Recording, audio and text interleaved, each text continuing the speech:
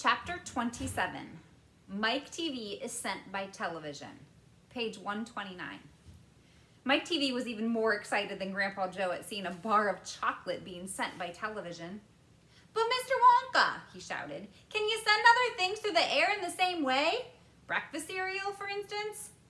"Oh, my sainted aunt," cried Mr. Wonka. "Don't mention that disgusting stuff in front of me. Do you know what breakfast cereal is made of? It's made of those little curly wooden shavings you find in your pencil sharpeners." "But could you send it by television if you wanted to, as you do chocolate?" asked Mike TV. "Of course I could." "And what about people?" asked Mike TV. "Could you send a real live person from one place to another in the same way?" "A person?" cried Mr. Wonka. "Are you off your rocker?" "But could it be done?" "Good heavens, child. I really don't know. I suppose it could. Yes, I'm pretty sure it could. Of course it could. I wouldn't like to risk it, though. It might have some very nasty results." But Mike TV was already off and running. The moment he heard Mr. Wonka saying, "I'm pretty sure it could, of course it could," he turned away and started running as fast as he could toward the other end of the room where the great camera was standing. "Look at me!" he shouted as he ran. "I'm going to be the first person in the world to be sent by television." "No, no, no, no!" cried Mr. Wonka. "Mike!" screamed Mrs. TV. "Stop! Come back! You'll be turned into a million tiny pieces!" But there was no stopping Mike TV now. The crazy boy rushed on, and when he reached the enormous camera, he jumped straight for the switch, scattering Oompa Loompas right and left as he went. "See you later, alligator!" he shouted, and he pulled down the switch, and as he did so, he leaped out into the full glare of the mighty lens. There was a blinding flash. Then there was silence. Then Mrs. TV ran forward, but she stopped dead in the middle of the room, and she stood there. She stood staring at the place where her son had been, and her great red mouth opened wide, and she screamed, "He's gone! He's gone!" "Good heavens! He has gone!" shouted Mr. TV. Mr. Wonka hurried forward and placed a hand gently on Mrs. TV's shoulder. "We shall have to hope for the best," he said. "We must pray that your little boy will come out unharmed at the other end." "Mike!" screamed Mrs. TV, clasping her head in her hands. "Where are you?" "I'll tell you where he is," said Mr. TV. "He's whizzing around above our heads in a million tiny pieces." "Don't talk about it," wailed Mrs. TV. "We must watch the television set," said Mr. Wonka. He may come through any moment." Mr. and Mrs. TV and Grandpa Joe and little Charlie and Mr. Wonka all gathered round the television and stared tensely at the screen. The screen was quite blank. "He's taken a heck of a long time to come across," said Mr. TV, wiping his brow. "Oh dear," said Mr. Wonka. "I do hope that no part of him gets left behind." "What on earth do you mean?" asked Mr. TV sharply.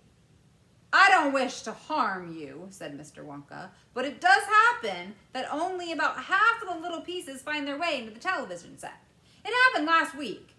I don't know why, but the result was that only half of the bar of chocolate came through."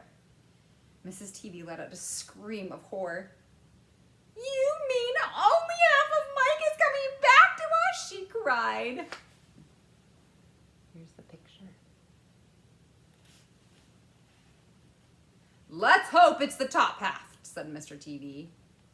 "Hold everything," said Mr. Wonka. "Watch the screen. Something's happening." The screen had suddenly begun to flicker, and some wavy lines appeared. Mr. Wonka adjusted one of the knobs, and the wavy line went away. And now, very slowly, the screen began to get brighter and brighter. "Here he comes!" yelled Wonka. "Yep, that's him, all right." "Is he all in one piece?" cried Mrs. TV. "I'm not sure," said Mr. Wonka. "It's too early to tell." Faintly at first, but becoming clearer and clearer every second, the picture of Mike TV appeared on the screen. He was standing up and waving at the audience and grinning from ear to ear. But he's a midget! Oh, but he's a midget, shouted Mr. TV. Mike, cried Mrs. TV, are you all right? Are there any bits of you missing? Isn't he going to be any bigger? Shouted Mr. TV. Talk to me, Mike, cried Mrs. TV. Say something. Tell me you're all right. A tiny little voice, no louder than the squeaking of a mouse, came out of the television set. Hi, Mom, it said. Hi, Pop. Look at me. I'm the first person ever to be sent by television. Grab him, ordered Mr. Wonka. Quick! Mrs. TV shot out a hand and picked up the tiny figure of Mike TV out of the screen. Hooray! Cried Mr. Wonka. He's all in one piece. He's completely unharmed. You call that unharmed? Mrs. TV, peering at the little speck of the boy who was now running to and fro across the palm of her hand, waving his pistol in the air. He was certainly not more than an inch tall. He's shrunk, said Mr. TV. Of course he's shrunk, said Mr. Wonka. What did you expect? This is terrible, wailed Mrs. TV. What are we going to do? And Mr. TV said, we can't send him back to school like this. He'll get trodden upon. He'll get squashed. He won't be able to do anything, cried Mrs. TV. Oh yes, I will, squeaked the tiny voice of Mike TV. I'll still be able to watch television. Never again, shouted Mr. TV. I'm throwing the television set right out the window the moment we get home. I've had enough of television. When he heard this, Mike TV flew into a terrible tantrum. He started jumping up and down on the palm of his mother's hand, screaming and yelling and trying to bite her fingers. I want to watch television, he squeaked. I want to watch television. I want to watch television. I want to watch television. Here, give him to me, said Mr. TV, and he took the tiny boy and shoved him into the breast pocket of his jacket and stuffed a handkerchief on top. Squeals and yells came from inside the pocket. And the pocket shook it as the furious little prisoner fought to get out. Oh, Mr. Wonka, wailed Mrs. TV.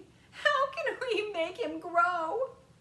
Well, said Mr. Wonka, stroking his beard and gazing thoughtfully at the ceiling. I must say, that's a wee bit tricky, but small boys are extremely springy and elastic. They stretch like mad. So what we'll do is we'll pull him into that special machine I have for testing the stretchiness of chewing gum. Maybe that'll bring him back to what he was. Oh, thank you, said Mrs. TV. Don't mention it, dear lady. How far do you think he'll stretch? Asked Mr. TV. Maybe miles, said Mr. Wonka. Who knows? But he's going to be awfully thin. Everything gets thinner when you stretch it. You mean like chewing gum? Asked Mr. TV. Exactly. How thin will he be? Asked Mrs. TV anxiously. I haven't the foggiest idea, said Mr. Wonka. And it doesn't really matter anyway, because we'll soon fatten him up again. And we'll have to do is give him a triple overdose of my wonderful super vitamin candy.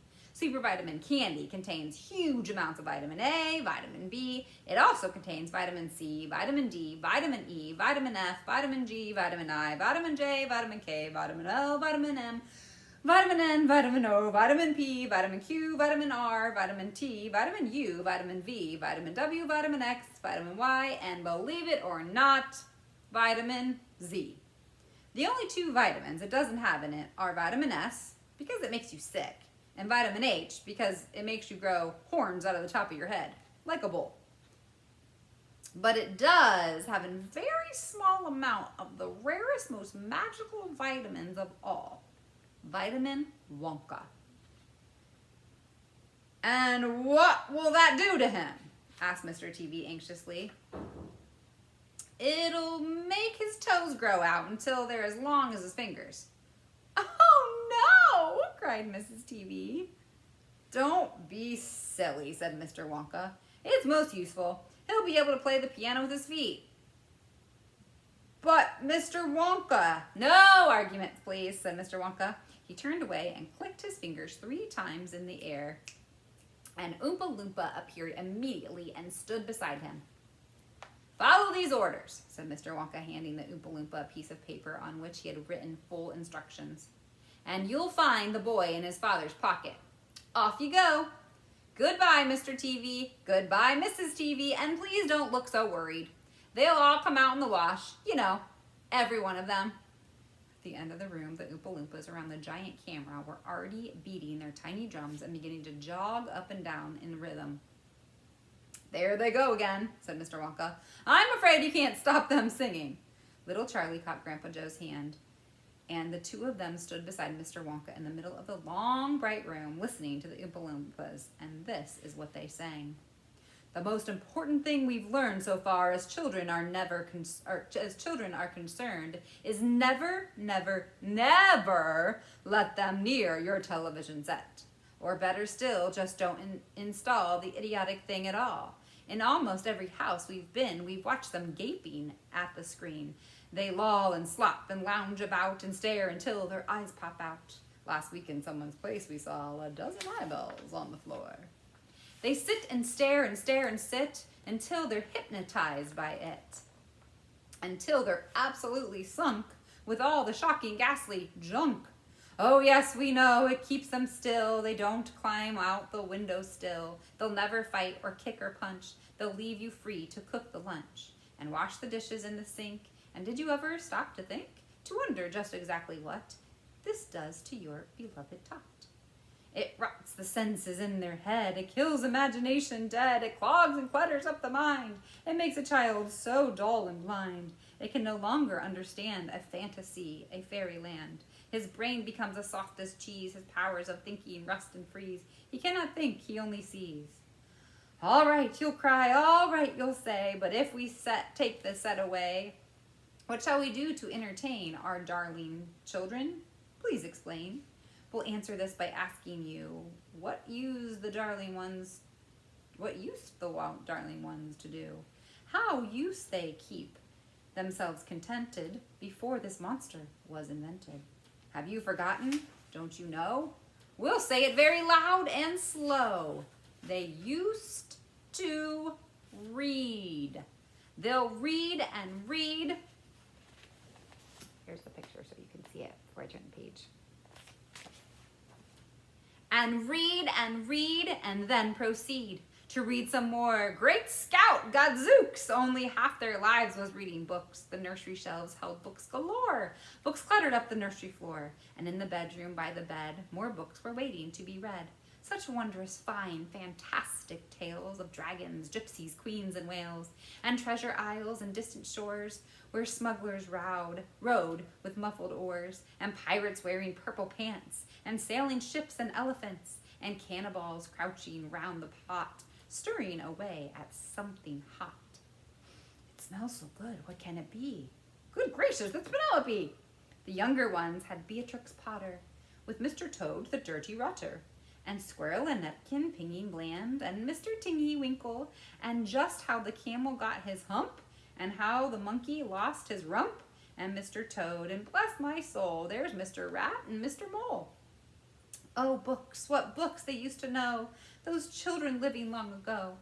So please, oh please, we beg, we pray, go throw your TV set away, and in its place you can install a lovely bookshelf on the wall. Then fill the shelves with lots of books, ignoring all the dirty looks, the screams and yells, the bites and kicks, the children hitting you with sticks. Fear not, because we promise you that in about a week or 2 of having nothing else to do, they'll now begin to feel the need of having something good to read. And once they start, oh boy, You watch the slowly growing joy that fills their hearts. They'll grow so keen, they'll wonder what they'd ever seen in that ridiculous machine, that nauseating, foul, and unclean, repulsive television screen. And later, each and every kid will love you more for what you did. P.S. Regarding Mike TV, we very much regret that we shall simply have to wait and see if we can get him back his height. But if we can't, it serves him right. That was the end of chapter 27.